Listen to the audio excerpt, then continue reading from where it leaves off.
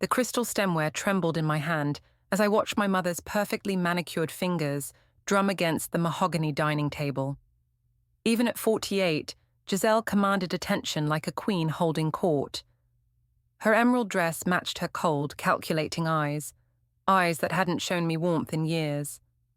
I'm Carmen, and this was the last dinner I would ever have in my childhood home, though I didn't know it yet. So, my mother's voice cut through the silence like a blade. I hear you've been spreading rumors about opening your own boutique. She didn't look up from her untouched salmon. It's not a rumor, I said, gripping my wine glass tighter. I've already signed the lease. The drumming stopped. My sister Marley's fork clattered against her plate. You did what? Mother's voice dropped to that dangerous whisper I knew too well. I signed a lease in the fashion district. I'm opening my own store. With what money? She finally looked at me, her lip curling slightly. My savings, and a small business loan. Using the family name, no doubt. She dabbed her lips with her napkin, though she hadn't taken a single bite. Tell me, Carmen, did you think I wouldn't find out about the loan officer you approached? About how you leveraged our reputation? My chest tightened. I didn't. Don't lie to me. Her fist slammed the table, making the silverware jump. Richard called me this morning. You tried to use our name to secure funding for your little hobby. Fashion isn't a hobby, Mother. It's my career, my passion. Your passion? She laughed, but there was no humor in it. Your passion is destroying everything I've built. The Harper name means something in this city. It opens doors, creates opportunities, and you want to squander it on a boutique? Marley reached for my hand under the table, but I pulled away. For once, I wouldn't back down. I want to create something of my own, I said, my voice stronger than I felt. Something that isn't controlled by you. Mother stood slowly, her chair scraping against the hardwood floor. Then you'll do it without the Harper name, without our connections, without our money. Mother, please, Marley whispered. Be quiet, Marley. Mother's eyes never left mine. Carmen has made her choice. She chooses her sketches over her family, her delusions over her legacy. I stood too, my hands shaking but my voice steady. My designs aren't delusions. They're good enough to stand on their own. Then stand on your own you shall. She pulled a folder from the sideboard and slid it across the table. These papers remove you from the family trust. Sign them. What? Sign them, or I'll ensure no supplier in this city will work with you. No magazine will feature your designs. No buyer will touch your collection. The room spun slightly as I stared at the documents. Years of controlling behavior, of crushed dreams and conditional love, crystallized in this moment. I grabbed the pen. Carmen, don't, Marley pleaded. The signature flowed from my hand, surprisingly steady. When I looked up, my mother's smile was triumphant. You're no longer a Harper, she said. I suggest you leave. I walked out of that dining room with my head high, but my heart was shattering. In my car, I pulled out my sketchbook, the one constant in my life. The blank pages stared back at me, waiting for what came next. The silk charmeuse flowed through my fingers like water as I pinned another pattern piece to my dress form. 3 days had passed since the dinner, and I hadn't slept more than a few hours. Instead, I channeled everything into my work, letting the fabric speak to me in ways my family never could. Carmen? Taya's voice startled me. She stood in the doorway of my tiny apartment, holding 2 cups of coffee. You weren't answering your phone. I've been busy. I gestured to the half-finished pieces scattered around my living room. I can see that. She set the coffee down and picked up one of my sketches. These are incredible, but you look like hell. Thanks for the vote of confidence. I'm serious. She grabbed my shoulders, forcing me to look at her. When's the last time you ate? Before I could answer, my phone buzzed. Marley's name flashed on the screen. I declined the call. That's the 4th time today, Taya noted. You can't avoid your family forever. Watch me. I stabbed another pin into the fabric, perhaps harder than necessary. They made their choice. Now I'm making mine. And what choice is that? Working yourself to death? I stepped back from the dress form, surveying my work. I'm opening that boutique, Taya. With or without their support. I already found a space that's perfect. The one in the fashion district. Her eyes widened. But how? Your mother doesn't control everything in this city. I pulled out my laptop, showing her the lease agreement. The landlord's new to town, doesn't know about the Harpers or their influence. And I've been saving for years. Taya sat down, scrolling through the details. This is really happening, isn't it? It has to.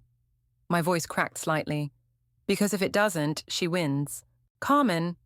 Taya set the laptop aside. This can't just be about proving her wrong. Why not? I grabbed my sketchbook, flipping through the pages.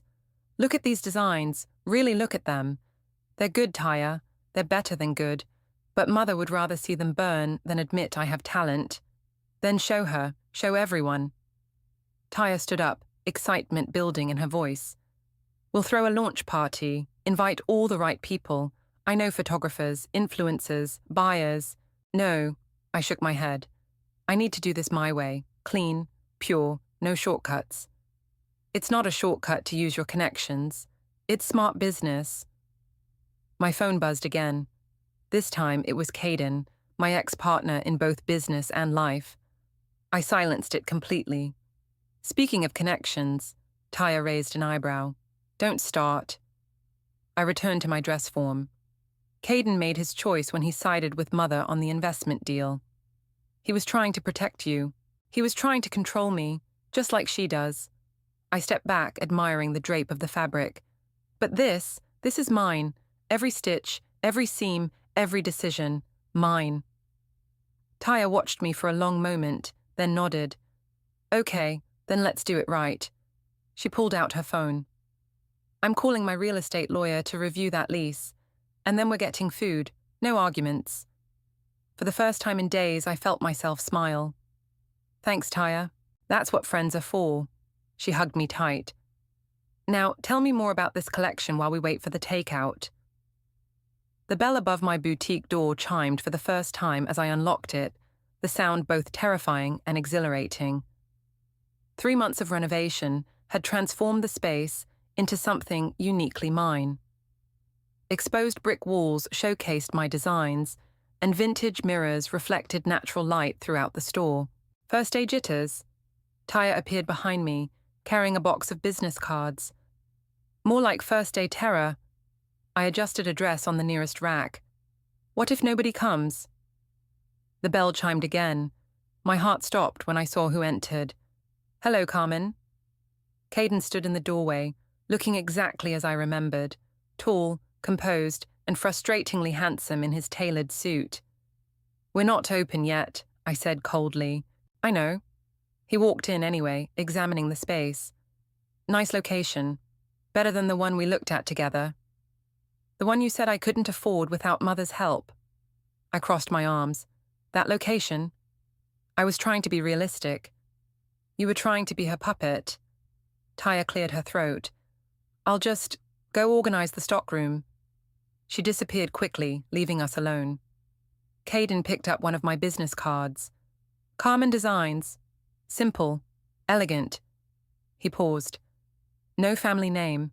I'm not a Harper anymore, remember? I heard. He set the card down. I also heard about some interesting financial documents that went missing from your mother's office the night of that dinner.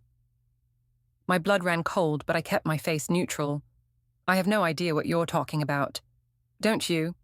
He stepped closer. The same night you were disowned, several files disappeared, files containing some questionable transactions. Sounds like a security issue.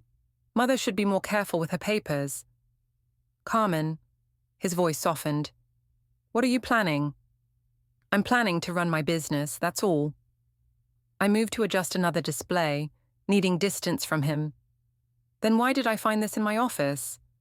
He pulled out an old leather-bound ledger. My heart skipped a beat. I thought I'd hidden it better. Where did you get that?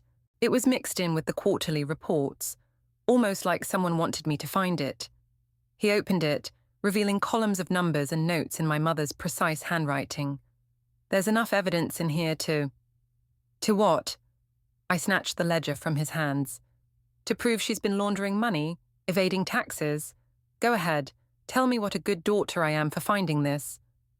I'm trying to protect you. No, you're trying to control me, just like she did.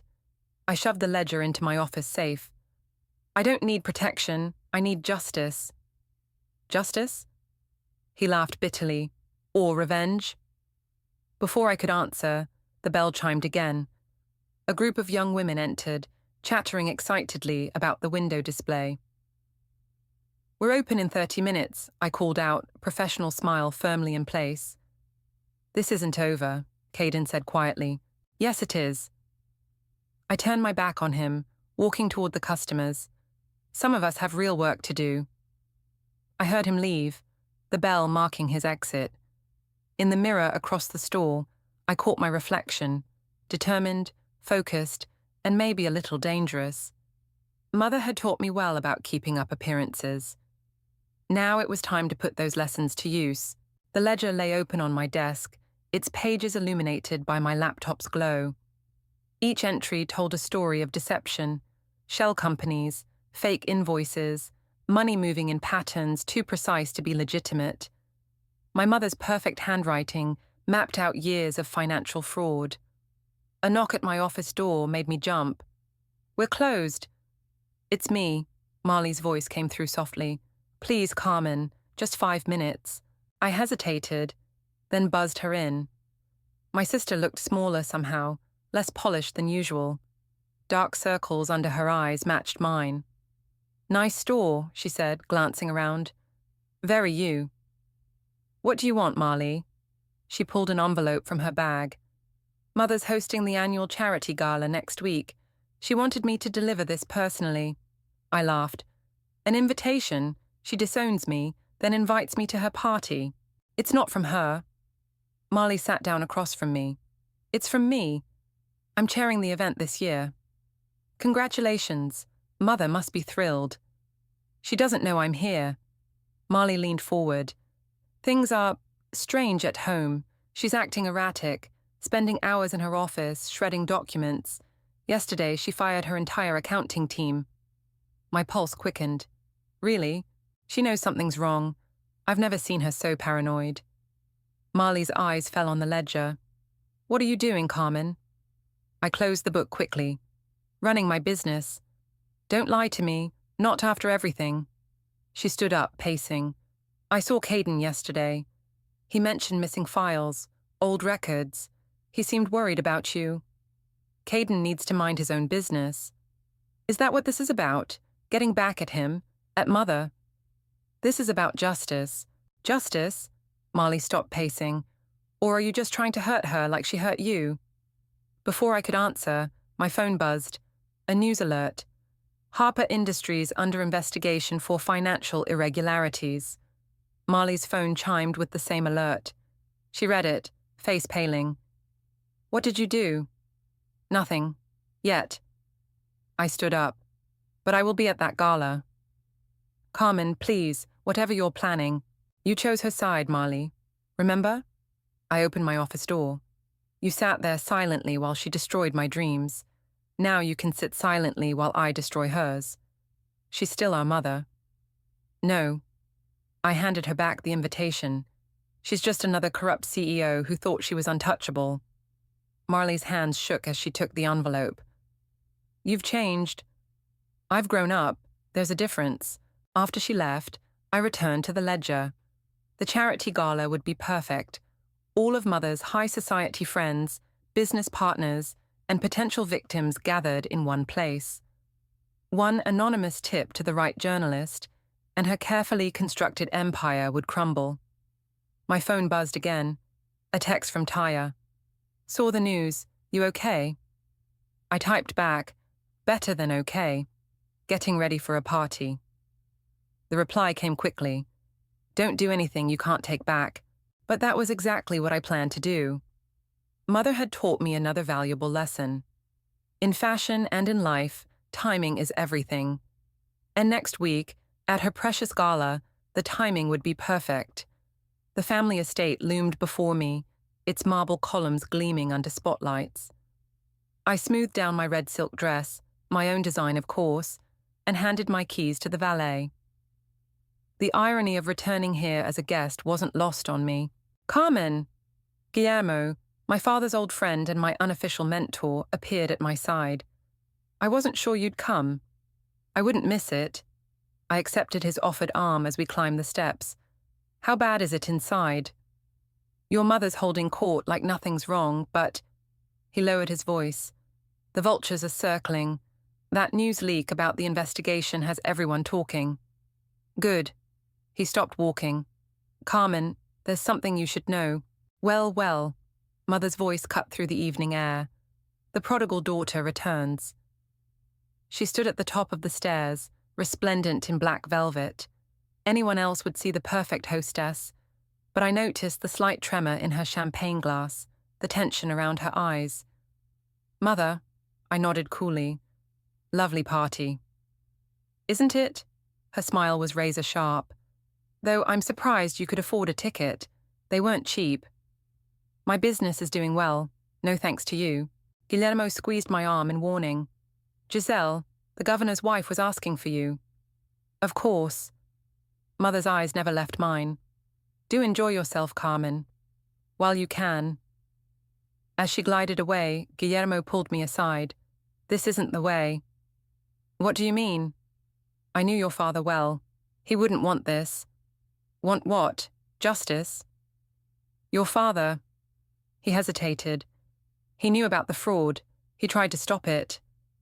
My world tilted slightly. What? The accident that killed him? It wasn't an accident. He was on his way to meet federal investigators. My chest tightened. How do you know this? Because I was supposed to be in that car. His eyes were heavy with guilt. Your mother found out about the meeting. She convinced me not to go at the last minute. I've carried that knowledge for years. Why tell me now? Because you have your father's fire, but also his blind spots. He pulled an envelope from his jacket. These are copies of everything he gathered. Bank statements, offshore accounts, proof of what really happened that night. Use them if you must, but understand the cost. My hand shook as I took the envelope. She killed him? She arranged it, and she'll do the same to you if you're not careful. Across the room I saw Caden watching us intently. Marley was beside him, whispering something urgent. Mother held court near the grand staircase, laughing at something a senator had said. The reporter I contacted will be here soon, I said quietly. Then you've already set things in motion. Guillermo straightened his tie. Just remember, revenge is like a poison. It can kill the thing you want to save most, yourself. I'm not trying to save myself. I tucked the envelope into my clutch. I'm trying to save my father's legacy. Are you sure about that? Before I could answer, Marley appeared at my elbow. Carmen, please. Whatever you're planning, don't. Not tonight. But the reporter had just walked in, press badge glinting under the chandeliers. Mother's empire was about to fall, and I would be there to watch it burn. The reporter's heels clicked against the marble floor as she approached the center of the ballroom. My mother was still holding court, champagne in hand, completely unaware of what was about to happen. Ms. Harper, the reporter's voice carried across the room. Amanda Ross from the Financial Times. Care to comment on the offshore accounts? The room fell silent. Mother's smile didn't waver, but her knuckles whitened around her glass. I'm sorry, dear, but this is a private event. What about the shell companies? Amanda pressed on, holding up her phone. Or the connection to your husband's death? The champagne glass shattered on the floor. Guests stepped back, creating a circle around my mother and the reporter. Security, Mother called out, her voice tight. They won't come, I said, stepping forward. I made sure of that. Mother's eyes found mine, realization dawning. You, me. I pulled Guillermo's envelope from my clutch. Though I had help. From Dad, actually. Carmen, don't. Caden appeared beside me, reaching for the envelope. This isn't the way. I jerked away from him. Did you know? About Dad's death? His silence was answer enough. Everyone knew except me. I turned to address the crowd. My father was murdered because he discovered the truth about Harper Industries, about the fraud, the money laundering, the— Enough! Mother's voice cracked like a whip. You ungrateful child, I gave you everything. You gave me nothing but conditions and control, and you killed the only parent who ever truly loved me. The reporter was recording everything on her phone. Marley stood frozen by the stairs, tears streaming down her face. You want to destroy me? Mother stepped closer, her voice low and dangerous. Remember who taught you how to fight dirty. I'll bury your little boutique. I'll make sure you never sell another dress in this city. Go ahead. I handed the envelope to Amanda. Everything's in there. Bank records, witness statements, proof of what happened the night Dad died. You're making a mistake, Caden warned. No. I turned to face him. The mistake was letting her control us all with fear. It ends tonight. Mother lunged for the envelope, but Amanda had already backed away, documents secure. Security finally arrived, but they were too late to stop what was happening. Giselle Harper, a deep voice announced from the entrance. 2 men in suits flashed FBI badges. We have some questions about your financial dealings. The room erupted in chaos. Guests pushed toward the exits, phones recording everything. Mother stood alone in the center, her perfect façade cracking. You're just like me, she hissed as the agents approached, willing to destroy family for power. No. I stepped back. I'm like Dad, willing to sacrifice everything for the truth. They led her away, her head still held high. Marley rushed past me without a word, following our mother. Caden lingered. You could have told me, I said quietly. Would it have changed anything? It would have changed everything. He nodded slowly. For what it's worth, I'm sorry, about all of it. The ballroom was nearly empty now, crystal glasses abandoned on tables, napkins dropped in haste. The reporter approached, holding out her card. We'll need an official statement, she said. I took the card, watching my mother disappear into the night. I'll tell you everything. Camera flashes exploded as my mother was led from the courthouse in handcuffs. 3 weeks had passed since the gala, and the empire she'd built was crumbling brick by brick. I watched from across the street, hidden behind dark sunglasses. Carmen. Taya appeared at my side. You don't have to be here. Yes, I do. Mother spotted me through the crowd. For a moment, our eyes met. Then she did something unexpected. She smiled. Not her usual controlled smile, but something wild and familiar. I saw myself in that smile, and it terrified me. Ms. Harper. Reporters swarmed around me. How does it feel to expose your own mother's crimes? Did you know about the murder conspiracy? Was this revenge for being disowned? Before I could respond, Marley burst through the crowd. Her hand cracked across my face, the slap echoing off the courthouse steps. Are you happy now? She screamed. Is this what you wanted? Security pulled her back, but her words cut deeper than the slap. They're seizing everything, Carmen. The house, the companies, even my savings. I have nothing left. Marley, I never meant to destroy my life too. Congratulations, you're just like her, destroying anything that gets in your way. She stormed off, leaving me stunned. Taya grabbed my arm, steering me through the media frenzy toward a waiting car.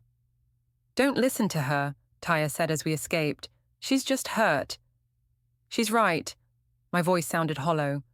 I became exactly what I hated. My phone buzzed. Guillermo. Turn on the news. I pulled it up on my phone. Mother was giving an impromptu press conference from the courthouse steps, still in handcuffs. My daughter thinks she's won, she was saying, that same wild smile on her face. But she forgets who taught her everything she knows. This isn't over. The truth about Carmen's own involvement in these dealings will come out. She's bluffing, Taya said quickly. But I wasn't so sure. I thought of all the meetings I'd sat in on over the years, the documents I'd signed without reading, the times I'd looked the other way. Carmen, Caden was calling now, don't panic, but the FBI wants to ask you some follow-up questions. My hand started shaking. About what? Some transactions from when you were still at the company. It's probably nothing, but... I ended the call, feeling the walls close in. The revenge I'd thought would free me was becoming another prison. Take me to the boutique, I told Taya. Are you sure? The press will be... I need to face this, all of it. When we arrived, reporters were already gathered outside. Through the window, I could see my designs, pieces I'd created to prove my worth, to show I was more than my mother's daughter. Now they felt like costumes in someone else's play. What do you want to do? Taya asked softly.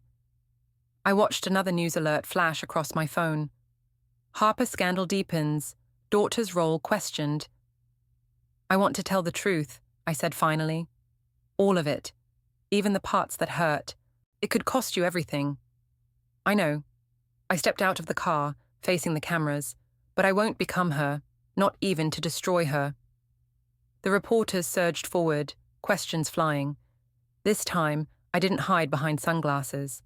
This time, I'd face the consequences of my choices in the light. The sewing machine hummed steadily as I worked, the familiar rhythm soothing my nerves. Outside my boutique's windows, morning sunlight filtered through the closing sale signs. The bell chimed. We're not open yet, I called out. I know. Marley's voice made me look up. She stood awkwardly by the door, holding a newspaper. I saw your interview. I stopped sewing. Yesterday's tell-all interview had been brutal, admitting my own complicity in Mother's schemes, acknowledging how revenge had poisoned me, confessing everything I'd known and suspected over the years. Come to gloat? I asked. No. She approached the workbench, running her fingers along an unfinished dress. I came to say you were braver than I ever was, telling the truth like that. The FBI gave me immunity. It wasn't brave, it was necessary.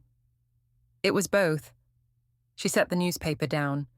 The headline read, Harper daughter's confession leads to broader industry investigation.